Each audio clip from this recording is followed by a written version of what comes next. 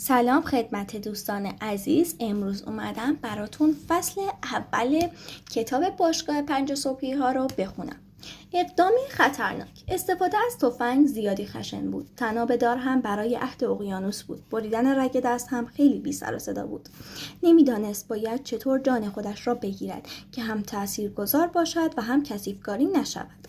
تا همین 1 سال پیش شرایط خیلی خوب و امیدوار کننده بود. خانم کارآفرین به عنوان الماس درخشان صنعت، رهبر جامعه و یک فرد بشردوست شناخته میشد.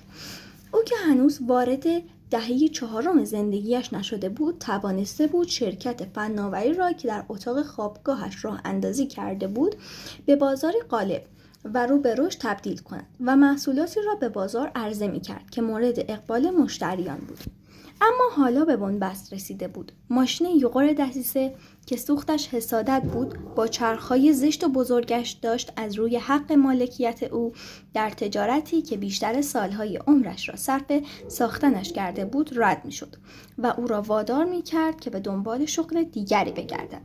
این چرخش بیرحمانه چرخ روزگار برای خانم کارآفرین غیر قابل تحمل بود. پشت ظاهر سرد و جدی این زن قلبی مهربان و رئوف می‌تپید. او احساس می‌کرد که زندگی به او خیانت کرده است و لیاقتش بیشتر از این هاست. به این فکر افتاد که تعداد زیادی قرص خواب بخورد. اینطوری اقدام خطرناکش تمیزتر به سرانجام می‌رسید.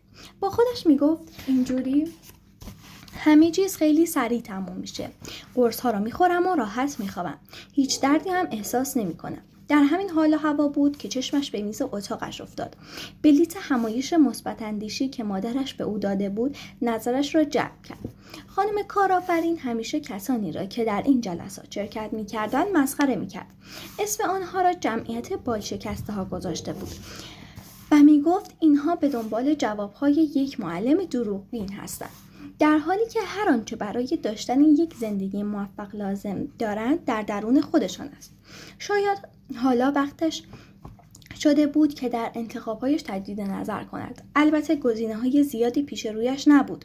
یا باید به همایش می‌رفت به این امید که تغییری در درونش ایجاد شود و زندگیش را نجات دهد، یا اینکه با انتخاب مرگی سریع به آرامش برسد. ممنون از اینکه این فایل رو گوش دادین. لطفاً کانال ما رو سابسکرایب کنید.